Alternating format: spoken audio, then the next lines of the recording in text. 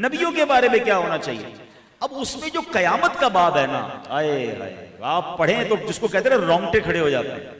सदरुल शरिया ने, मुफ्ती अमजद अली आज़मी साहब ने इस डिटेल में कयामत को बयान किया है, हदीसों के जरिए, कुरान के जरिए, कि स्टेप बाय स्टेप क्या क्या होगा।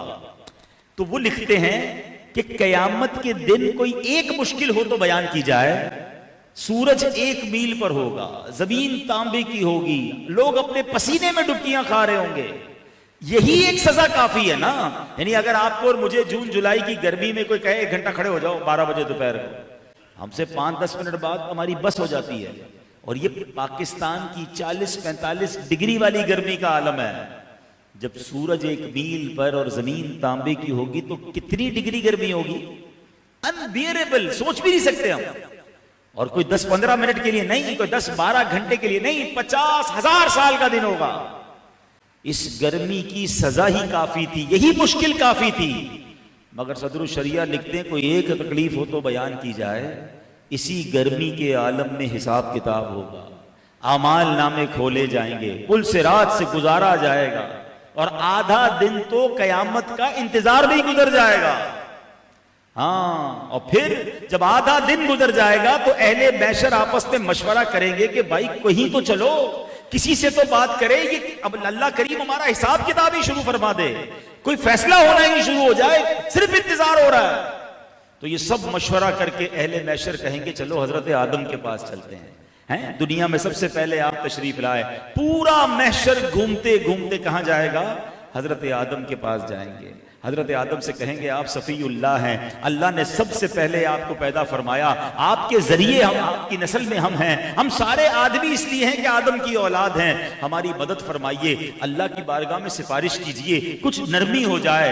हजरत आदम फरमाएंगे इज़हबू इला गैरी, किसी और के पास जाओ। आज अल्लाह ने ऐसी सख्ती फरमाई है, ऐसा गजब फरमाया है कि पहले कभी नहीं फरमाया, मैं तुम्हारी कोई मदद नहीं कर सकता। हजरत आदम के पास ये अहले मैशर, हजरत मूसा के पास, हजरत इब्राहिम के पास, हजरत नूह अलैहिस्सलाम के पास, उलुल अज़म रसूलों के पास भी जाएंगे, कहेंगे हुजूर मदद कीजिए, सिफारिश कीजिए। वो अंबिया कहेंगे आज हम तुम्हारी कोई मदद नहीं कर सकते, किसी और के पास जाओ, अल्लाह ने ऐसा गजब पहले कभी नहीं फरमाया, हम तुम्हारी मदद नहीं कर सकते। ये अरबों खरबों लोग गोया घूम रहे हैं, एक दर से दूसरे दर, दूसरे दर से तीसरे दर, घूमते घूमते पहुंचेंगे हजरत ईसा अलैहिस्सलाम के पास कि ए हजरत ईसा आप रूहुल्लाह हैं, आप हमारी मदद कीजिए। हजरत ईसा भी वही जवाब देंगे कि मैं तुम्हारी मदद नहीं कर सकता, किसी और के पास जाओ। कहेंगे हुजूर यही बता दे किसके पास जाएं।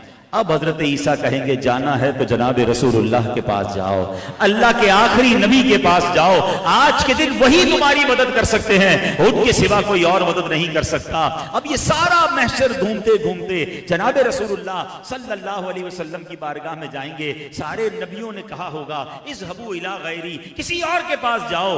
अल्लाह अकबर, मगर अल्लाह के आखिरी नबी जनाब रहमतुल लिल आलमीन, जिनका मीलाद बनाने हम यहाँ जमा हुए हैं, अरे ऐसे ही नहीं नबी पाक प्यार करते, वो कयामत के दिन भी फरमाएंगे, वो ये ना फरमाएंगे इज़हबू इला गैरी, आका फरमाएंगे अना लहा अना साहिबुकुम, फरमाते आ जाओ मेरे गुलामों, आज के दिन के लिए मैं तुम्हारे लिए मौजूद हूं। और फिर नबी पाक अल्लाह की बारगाह में सजदा करेंगे, और ये तवील सजदा होगा, अल्लाह के नबी अपनी उम्मत के लिए आंसू बहाएंगे। अल्लाह अकबर, मेरे आका सजदे में होंगे, अल्लाह का अपने हबीब से प्यार देखो, इरशाद होगा इरफा रासका या मोहम्मद, ए मोहम्मद सल्लल्लाहु अलैहि वसल्लम अपना सर उठाइए, मांगिए अता किया जाएगा, आप फरमाइए पूरा होगा, शफाअत कीजिए शफाअत पूरी होगी। और उसके बाद मेरे आका गुनाहगारों को जहन्नम में दाखिल, जहन्नम से निकालकर जन्नत में दाखिल फरमाएंगे और शफाअत कर करके बख्शिश करवाएंगे।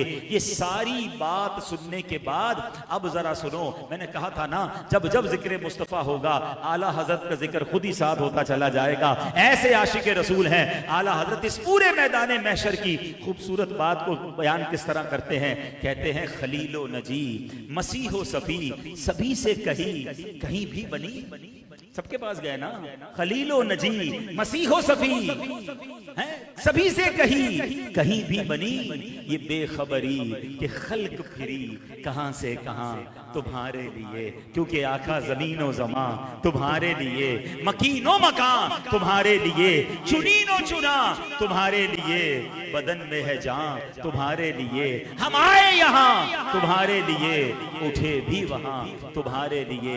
तो ये है आला हजरत जो बताते हैं कि महशर के दिन एक ही हस्ती है जिसने काम आना है। अब यहां बड़ा एक टेक्निकल सवाल भी ज़हन में पैदा होता है कि जनाब हमें तो ये पता चल गया हदीसों के जरिए कि आखिर में जनाब रसूलुल्लाह अलैहिस्सलाम ने मदद करनी है, तो हम क्यों जाएंगे हजरत आदम के पास, हम क्यों जाएंगे हजरत इब्राहिम के पास, हम सारे लोग महशर के दिन डायरेक्ट चले जाएंगे सरकार दो आलम अलैहिस्सलाम के पास। तो उलमा फरमाते नहीं, ऐसा नहीं होगा। आज बेशक मालूम है, आज बेशक किताबों में पढ़ लिया है, उलमा से सुन लिया है, मगर महशर के दिन होना ऐसा ही है, सबको भुला दिया जाएगा।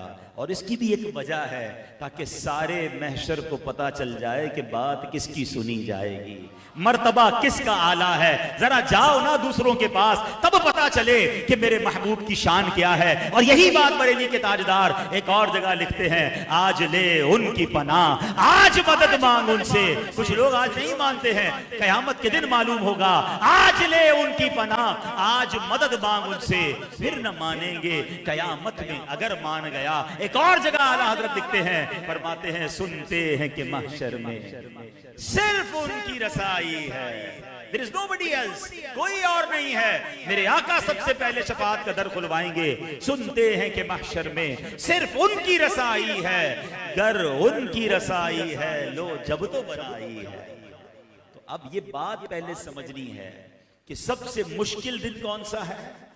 कयामत का दिन है। और उस मुश्किल दिन सबसे बड़े मददगार कौन है? जनाब रसूलुल्लाह सल्लल्लाहु अलैहि वसल्लम है, यानी आका ने शफाअत करनी है, उन्होंने बचाना है। अब मुझे बताओ कि जो सबसे ज्यादा नबी पाक के कयामत के दिन करीब हो गया, उसके तो वारे न्यारे हो गए ना, मुश्किल होगी, बड़ी प्यास लग रही है। अब देखें ना, हम थोड़ी देर बैठते तो हमें पसीना निकलता है, हमें पानी पीना होता है। कभी सोचा कयामत के दिन प्यास कितनी लगेगी? चले एक और इश्क वाली बात सुनो। जितनी गर्मी ज्यादा है उतना पसीना बहेगा, जितना पसीना बहेगा उतनी प्यास लगेगी। एक गिलास में प्यास नहीं बुझती, 2-3 पीने पड़ते हैं, थोड़ी देर बाद फिर लगती है। मगर कयामत के दिन तो पसीना इतना बहेगा कि रिवायतों में आता है कि जमीन में 70 गज पहले पसीना जज्ब होगा, फिर जमीन में पसीना जज्ब करने की ताकत खत्म हो जाएगी, फिर पसीना ऊपर आना शुरू होगा। और इतना पसीना होगा कि कोई टखनों तक, कोई घुटनों तक, कोई सीने तक, और कुछ लोग अपने पसीने में डुबकियां खा रहे होंगे, इतना पसीना। तो प्यास कितनी लगेगी? और पानी कहां मिलेगा? तो फरमाया एक ही पानी की सोर्स होगी, और वो है हौज़े कौसर, जो हमारे आका अलैहिस्सलाम को अता किया गया। आप साक़ी कौसर भी हैं।